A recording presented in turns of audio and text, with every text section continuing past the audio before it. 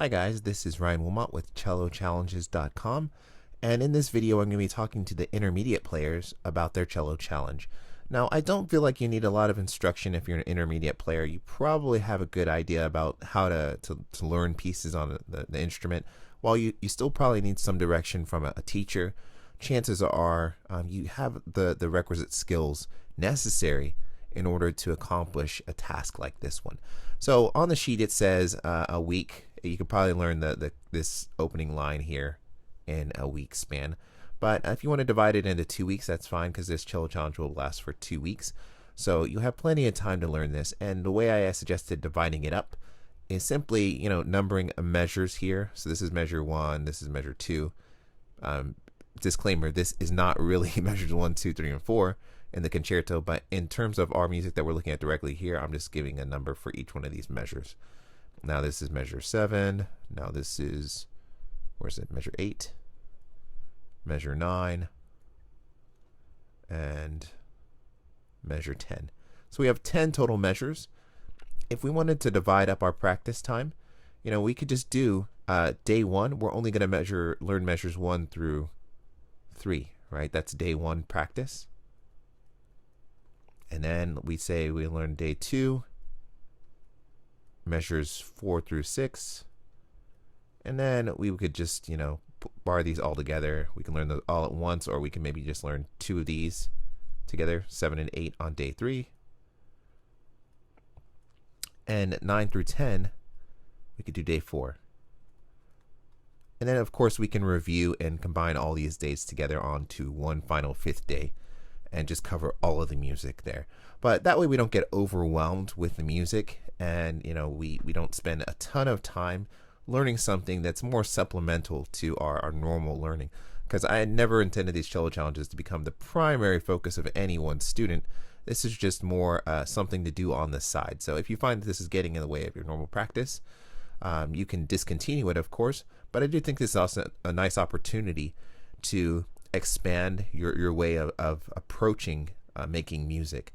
And so a lot of times we feel like we're getting overwhelmed, but that's oftentimes because of how we're managing our time. Are we spending too much time on things when we don't need to? So maybe even setting a timer and saying, I'm only going to spend 15 minutes learning any one of these specific areas for any one of these days. So that way we don't spend too much time going over it. Just set a timer. When that timer's done, we've done all we could. Right, so the next thing here on the intermediate, because the goal is to learn all of these by the end of a week. Once again, you can expand that to 2 weeks if you like, but I do think it's doable within a week. What I'd like to do normally whenever I'm looking at a score is I sit down and try to just read through and figure out what it is that's happening. The time signature wasn't listed here, but for this opening section, the time signature is 4/4. So what I'd like to do is write down my notes and kind of just abstract them from my score.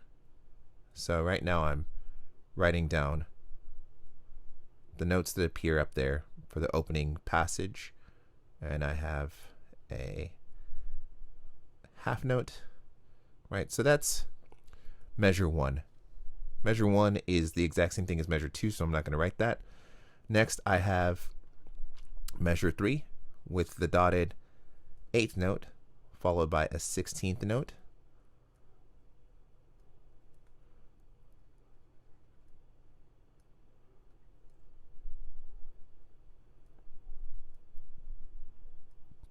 And then I have 2 quarter notes.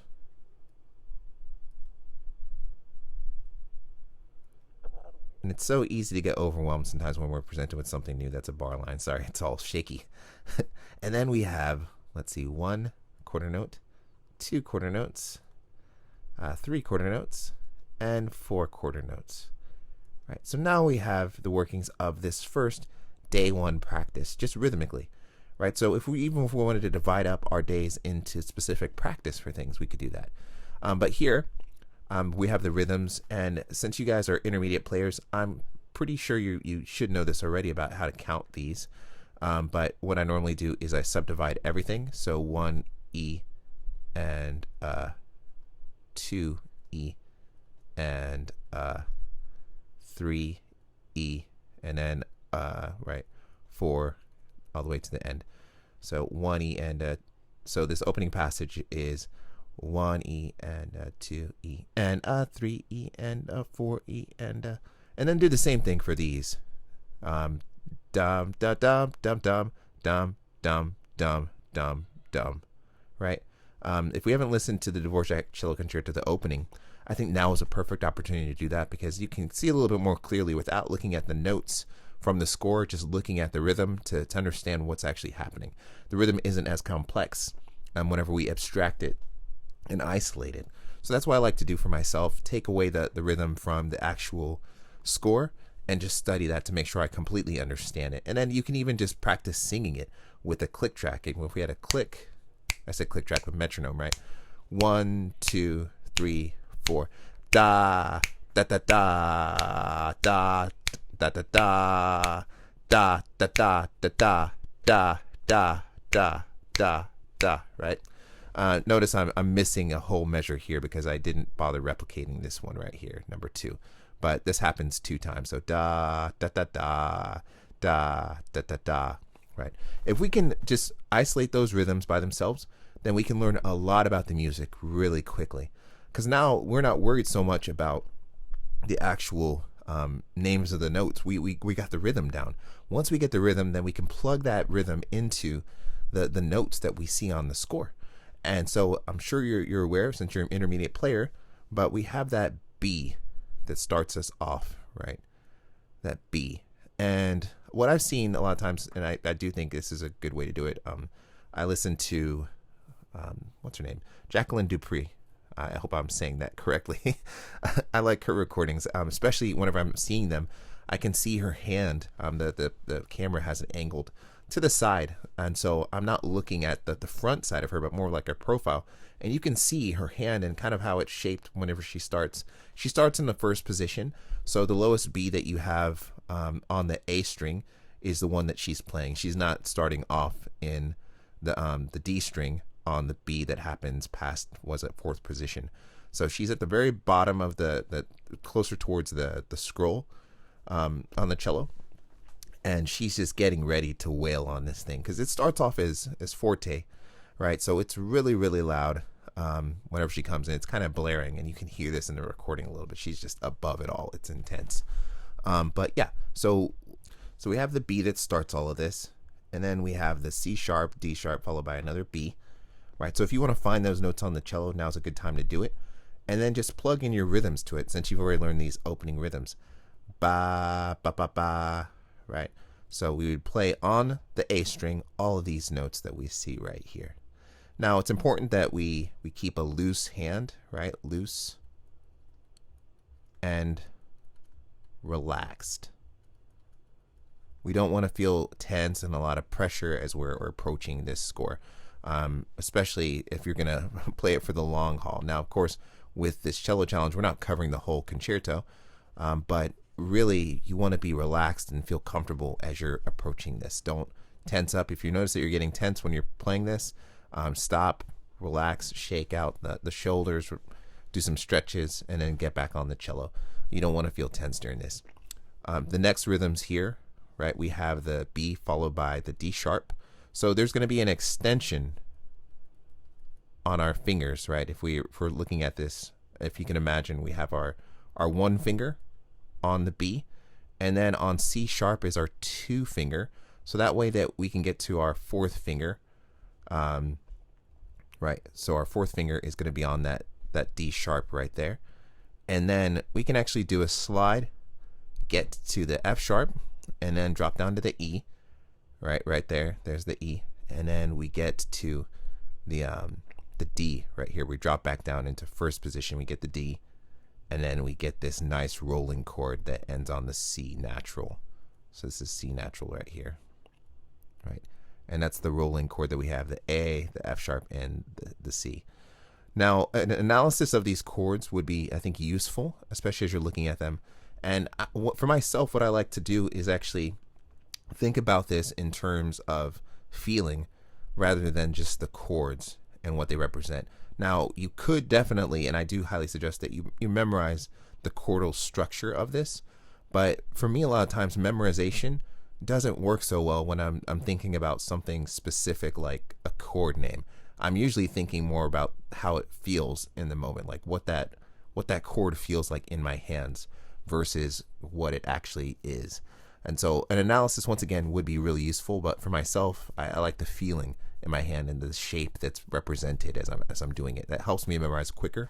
But your method, of course, of just not analyzing it and then trying to figure out where that chord exists, could really prove useful as well. We have these kind of sforzandos. I'm assuming those are sforzandos. I need to go back and look at the score again and make sure I'm getting that right. But this whole opening passage is just huge, right? So we have fortissimo, double fortissimo. I'm sorry, yeah, just fortissimo right here. After this, and this is the tricky part, let me get it here. We're done with this kind of section here. We have these rolling chords, rolling chord, rolling chord, rolling chord, rolling chord. And then measure 5. And I'll leave you guys to analyze some of this stuff on your own. I don't want to do all the work for you. We have a tricky kind of rhythm here. Well, I think it's tricky, especially because we're going to have to really keep the explosion in the energy here, and we can't really back off because we're still here. We're doing these loud hits, and then we have this fortissimo on the E, right on the down bow. But I think we actually end on a down bow here. So if we look at our bow strokes, let's go ahead and analyze that real quick. We have a down bow, and then we have an up bow, and then we have another down bow here, right? I'm sorry. Da. Yeah, this is down bow, up bow. Those are slurred. And then we have, actually, I kind of think that this is useful here, using these as down bows because they're really heavy. I guess you could do them up and down, but I personally think that down bow is really cool here because you're adding a lot of weight to these accents that the notes have, right? Accent, accent, accent, accent. And then we just have this continuation of this. It's not as accented, but it's still powerful, right? So I think all these are probably useful as down bows. And I think if I was watching the concerto correctly with Jacqueline Dupree, this was also done with her. She did all these down bows, down, down, down, down. And then this one we could probably do as an up bow, but we could also maintain that same structure to get the feeling down. But the problem is whenever we get this is an 8th note followed by a whole quarter note afterwards. So we just want to make sure that we have proper bow management.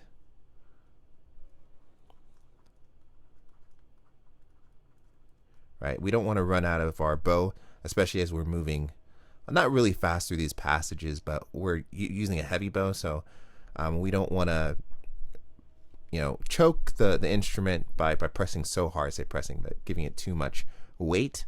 But we do want that depth of sound, so we do need to exert ourselves a little bit here. And it's important that we don't let the bow get away from us as we're doing this. So if you do choose to do a down bow, I think that's okay. But you just have to take a retake and make sure that your bow is in the right place to get ready for the same kind of gesture that we have here for the dotted note, right? So if we think about this rhythm is kind of a reversal of what we were seeing before, but now the notes are separated because the dotted quarter note equals a quarter note plus an 8th note. So now we just have a reversal of that. The 8th note happens here and the quarter note happens here. So time-wise, this note here is what's being represented by these two notes right here.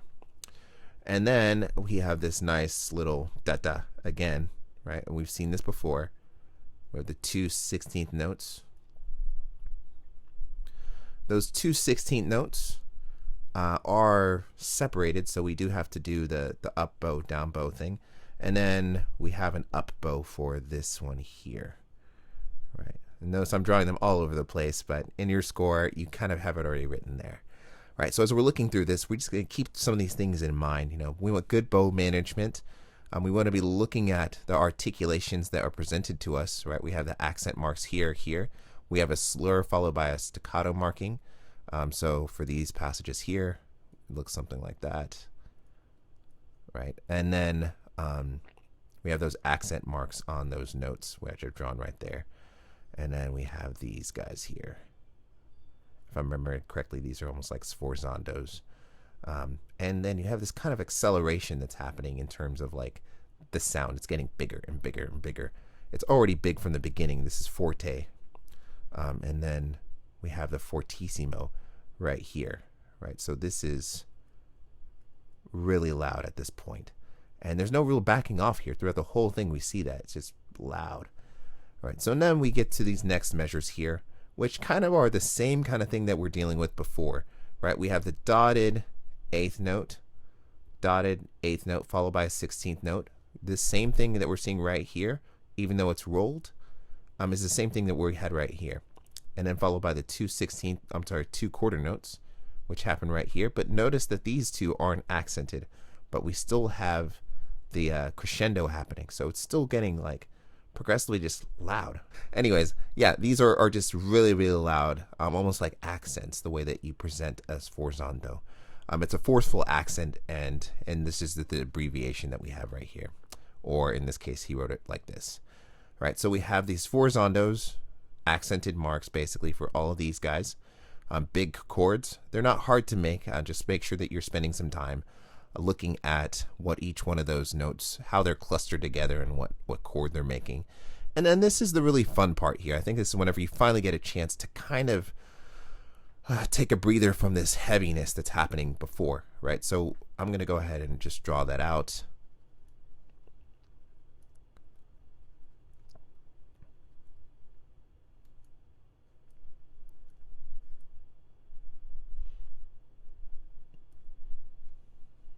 And I think whenever we're talking about a concerto, it's important that we recognize sections that have a contrast or they're different entirely.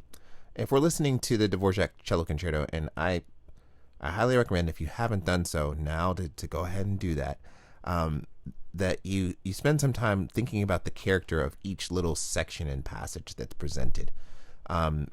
Before this, like when the cello enters, the orchestra kind of does a tremolo thing. It's there, but the orchestra kind of just dies away. And then the cello just blares over everything. It's like a superhero entrance, bam, bam, bam, bam, bam, bam, bam, bam, over everything, and it's fantastic. But you have to be prepared for that, mentally and physically and emotionally for that intensity. But then you get to sections that are like this last one here, and they're basically they're still strong, but it's like the sweetness that comes from this. Right, that's what's happening here in this section. And we need to think about in terms of, let me just put this down here in red, conversation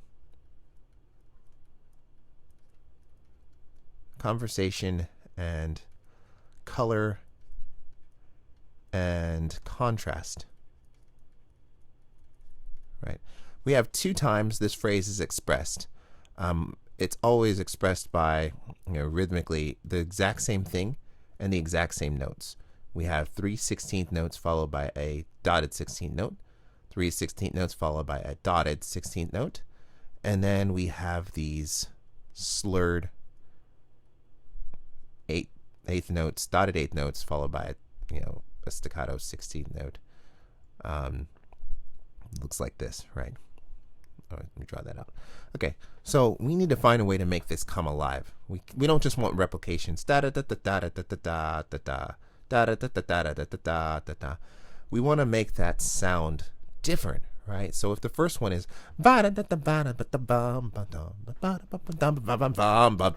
we want some way to express that differently. Now we do want to keep in harmony with what's written here, those forzandos. So each one of those has to get kind of like an accent on top of them. But whatever we have to do to make it sound like there's a coloration change or a contrast, or there's a conversation happening. Maybe we're having an argument with somebody, or maybe we're trying to persuade them for something.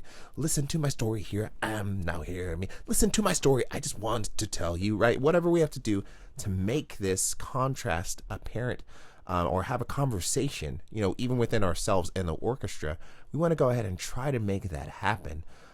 We don't want to just make everything the exact same. When that happens, usually music starts to get a little bit dry and a little bit boring. Now, so I hope that this helps a little bit. We talked about in this video, we talked about some of the music information that we have here in terms of expressions, right? We talked about accent marks.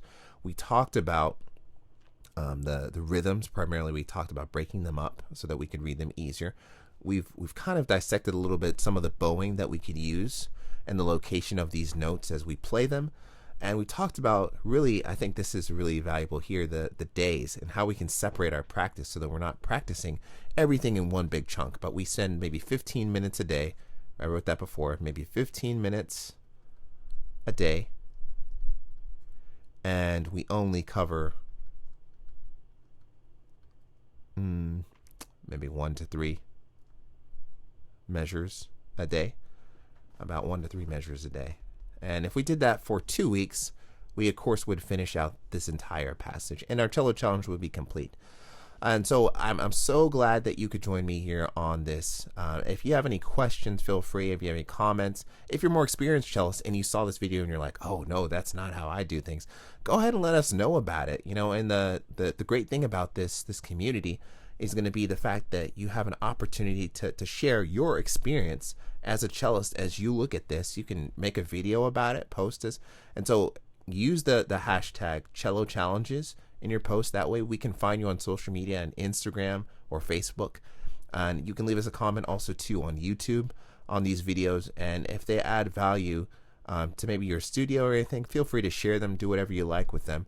But this is definitely the intention behind this is a global community of cellists exploring the challenges of learning something new. And I don't believe by any means that I have all the answers available, and I definitely welcome other cellist insights and other instrumentalists giving us some information about what we're doing here on the instrument. But I hope this added some value to your day. If you accepted the challenge, good job, and I hope to hear from you guys soon. And until next week, happy practicing.